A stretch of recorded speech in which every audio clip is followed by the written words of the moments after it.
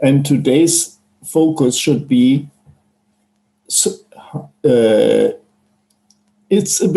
has three aspects. One is about our institutions. What kind of people with which background, educational or otherwise, work in our organization, in our centers. First focus. The second is it's about the participants of this group. What was my own way to work, to come to work in the social field, the field of social work, or in the community center, or in neighborhood work? What is my personal history of how I came where I am now? And the third aspect is about our countries. What is the mainstream path to become a social worker? And this includes question, what are the conditions and what is the status of a social worker in the society? And this may include the question of work contracts. How are the work contracts of social workers in our centers or in other institutions in our country? And even includes the question of salaries, to compare the situation of the participants in the different countries. I just want to say, and this might be more for the benefit of my colleagues in New York, in the United States, social worker has a very distinct meaning. A social worker is somebody who gets a master's degree in social work and has a particular license. I don't know if that's the case in Germany and in Austria. So I don't think any of the New Yorkers are technically social workers, but we're doing social work in that we do, community-based work and counseling and all of the other good education, all of the other good stuff that comes with social work. So I just wanted to make that distinction clear. It's interesting. We when we speak about us, we say we are a community worker. Okay. Yeah, we have social workers also in our teams, but they have a special work programs. Yeah, but we all together we go under the name of community worker, Stadtteilarbeiter. And it's super interesting to hear from you guys, because in my studies right now, my current essay I'm writing, it's about how internationally social workers are defined and what kind of education you need. And I'm reading, or I read last night, that especially in the US, you usually have a master's degree when you call yourself a social worker. And in Germany, it's still an ongoing discussion about how social workers define themselves and so on. So thank you. This adds perfectly to my current essay. Keep going. Yeah, I was going to say it's very interesting that it seems kind of similar around the world, that there's many different levels in which you can serve the community. I think it's the main important piece. For us, we do have same situation, different mix of social workers or people who are just very important work that we're doing, but that are not necessarily licensed. But I do find that the longer you're in, the more likely it is that you will become licensed or somehow go back to school to get the qualifications, depending on the grants that we have. Sometimes, you can kind of push somebody who may not have the qualifications from school, but have the experience to be hired for grants that require it. So there is some wiggle room sometimes, depending on where the funding is coming from. But I find it gratifying to know that that the main thing you need is a desire to serve your community and more than necessarily a license. This is also very new, I think, in Europe, that you do not hire people for social work, but you hire them project specific. Or you give them 10 hours. Some of us are not hired for this project, like in Germany, but I myself have project hours. Those are limited hours. I have to do this project, and after the project is over and no more funded, I will lose those hours.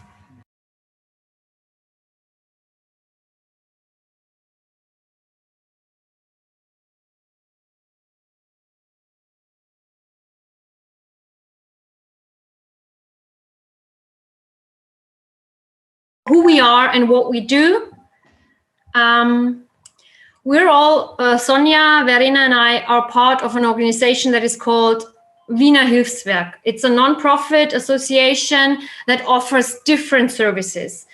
I think roughly translated, Wiener stands for Viennese, and Hilfswerk, please correct me if I'm wrong, is something like aid organization. So Viennese aid organization. Welfare organization.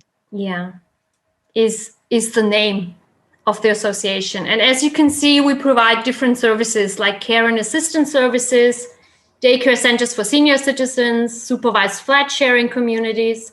Childcare is a very big topic for the Wiener Hilfswerk. And right in the middle are the neighborhood centers.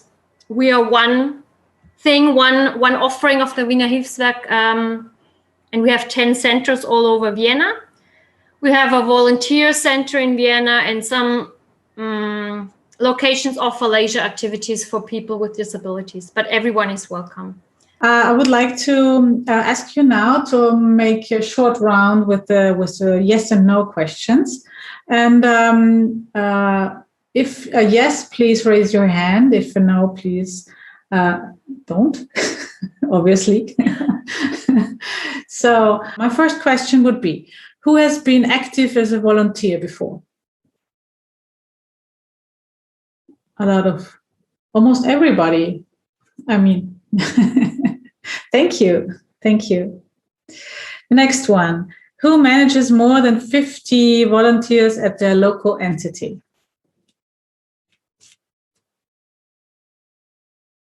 Okay, thank you. Which organization has no formal admission of volunteers? Okay, thank you.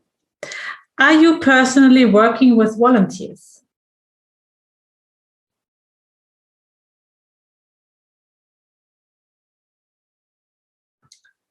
Do you think you have lost volunteers during the pandemic?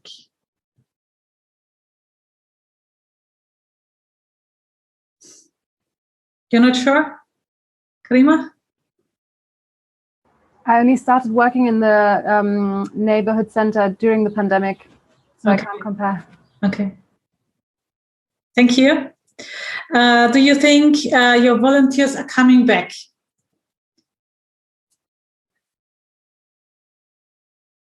Shoshana, you think they are coming back and getting more?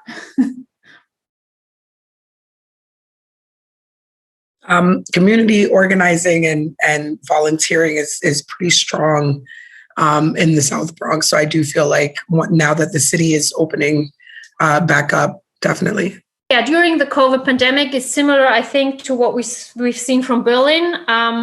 We couldn't be so close to volunteers or the community physically, but alongside volunteers, we tried to work out a system where we could still provide and still be visible in the community. So we sort of created a wall of kindness. And in Europe, we have an International Neighborhood Day, which was 2020 end of May and 2021 end of May. And here you can see pictures from our so-called wall of kindness, where people could take stuffed animals, recipes, or just kind words, everyone who was passing.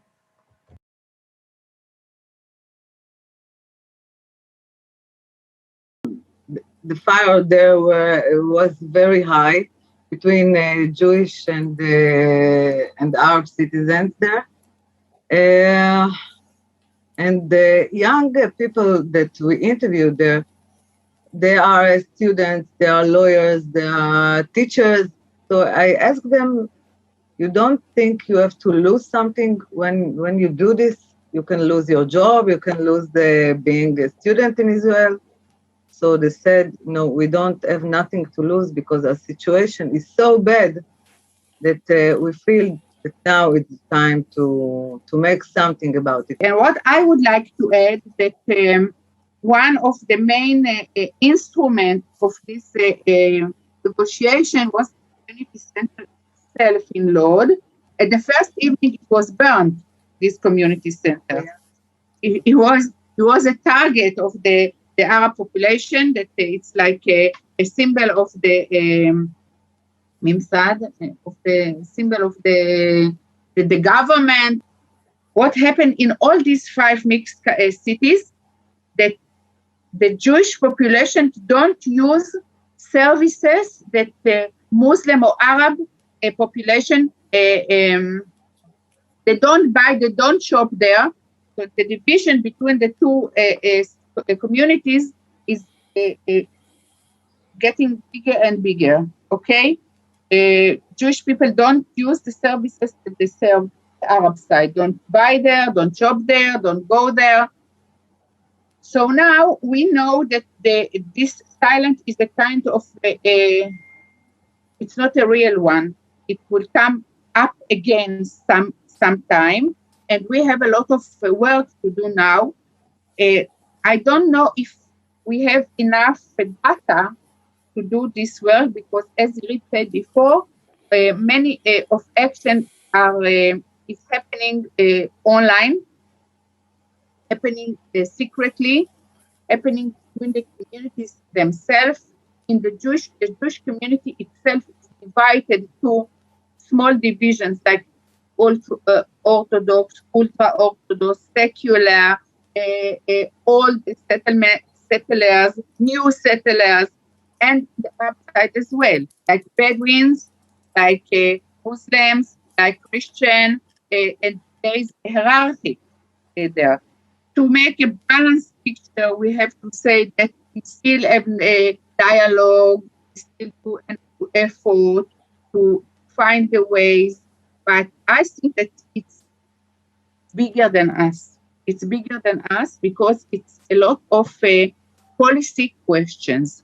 When during like 70 or 75 years, the policy is not balanced between Jewish and Arab, you find yourself after 70 years have to deal with these problems that it's not the community centers can do it, but it's not the source of the problem, it's not there, and the solution is not in the community center hands, but we can do the daily work.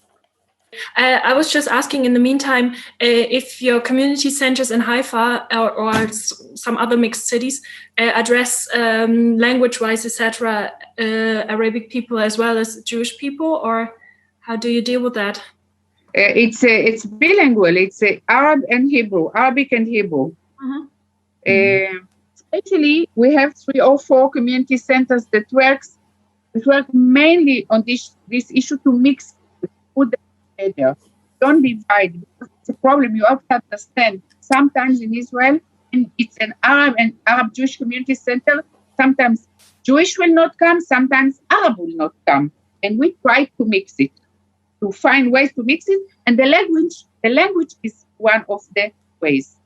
زي سلام انا عندي حلم ما اقدر اغير السيستم شوفوا هالفيلم حياتنا قاعده بترسم بطلنا نتمتم حياتنا مش راح نسلم بنرفع اصبعنا الوطني لكل الحكم. בית הגפן הוקם בשנת 1963 ביוזמה של אבא חושי, ראש העיר דאז, בתור מרכז שישרת את כל האוכלוסייה כאן. בזמנו שכונה ממש הטרוגנית מעורבת של כל העולים החדשים שהגיעו בשנות ה-50 והערבים שהיו פה קודם, והוא באמת היה מאוד שוקק חיים. I see. And I work in this area many, many years. The secret is art. If you sing together, if you play together, if you do theater together, okay, if you paint together, and if you have the experience from your bottom of heart, you can break the walls. We want no more wars, but we want these bridges. We want no more gap between the poor and the rich. No more of the races, claims, wishes. The major key to set us free. נמאס לי לראות אטימות, אלימות, ראש קטן, פחדן, רספקט, אחתירם, זה לא כאן, לא קיים, לא אצלי בעולם, אתה נלחם וחם, כבר לא בן אדם. מה חשבת שאתה חכם מטומטם?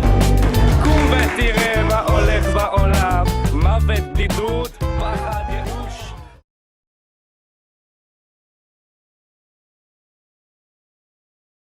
The New York group is actually comprised of 4 different organizations.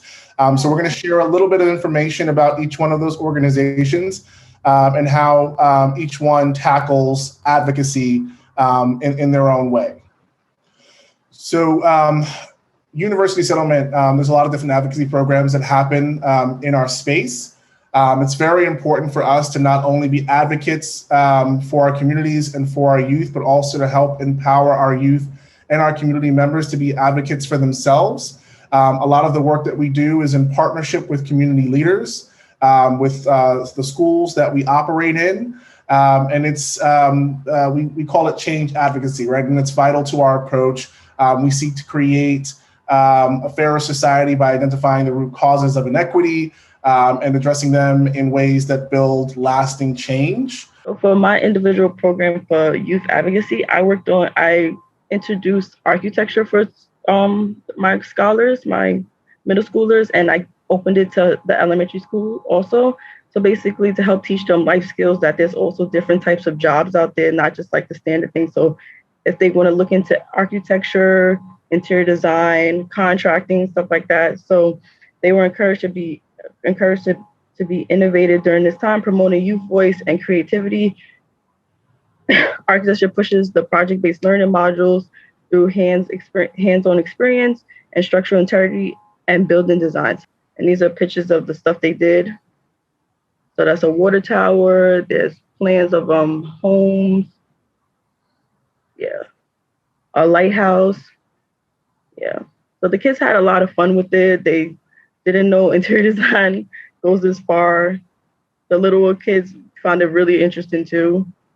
With not only public officials, as Angel mentioned, and Quinasia, is we all work very closely with elected officials to push the agenda of our respective organizations, which all ultimately look to help our constituents to be self-sufficient. I decided to focus a little bit on what we've done during the pandemic as a response, because we are one of the biggest sites in the Bronx, or one of the biggest organizations. We were a easy way for the city to start the outreach to the communities when it came to vaccinations, because we're such a trusted resource. So we were able to become a pop-up site for vaccinations, one of the biggest ones in the Bronx at our community center. A lot of the work that BronxWorks focuses on through all of our different programs, and you'll see here, for those of you that are joining us internationally, obviously, you guys have like serious bike systems. You're very, I think you're much more health conscious than we are here. And one of the things that we've noticed during the pandemic that I'm sure made it across everywhere is that there were big inequalities in the healthcare and the health of the residents of some of our poorest neighborhoods, including the South Bronx, where we're concentrated. So one of the things that we advocated for were more access to free transportation or low-cost transportation through programs like City Bike, which are our version of providing public bikes to the city, but were not at all available in places like the South Bronx, where the lowest income residents live and needed it more. And so in our health advocacy and youth advocacy, we had the youth out there talking to the council members, and we were able to introduce this to our neighborhoods. And within Learning to Work, advocacy has been a big part of what we do, as well as community service, increasing civic knowledge, and just engagement on social issues. We have found that we have a ton of students who really are active and interested in different social issues that are happening, but they don't always know how to get connected. They're not always comfortable with getting connected. Most clearly, and I think that all 4 settlement houses represented here were very involved in preparing for the mayoral primaries. Not in a political way. We are required to be nonpartisan, but there, as you may have heard or read, there was a new voting system instituted called ranked choice voting, where you get to pick your top 5 candidates. That's very new.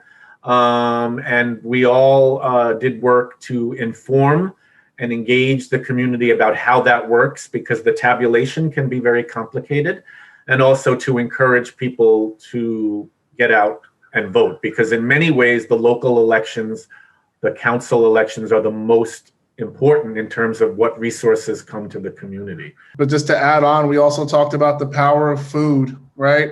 When it comes time to get people to come out and participate in whatever you're trying to bring out to the community. We discussed different methods and strategies for getting participation up.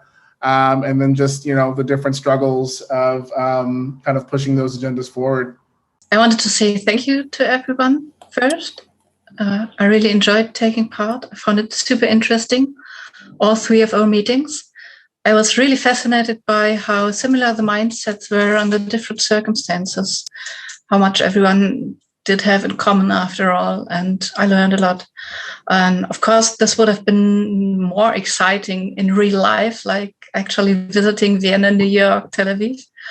But on the other hand, I think this shows that doing it this way is still very much worth it, and it could be done in our particular branch of trade, I don't know how the resources are and how many people you get on a plane regularly to visit another continent. Maybe this could be done parallelly. This could become a thing because, still worth it. And I think it would make it possible for a lot more people to participate.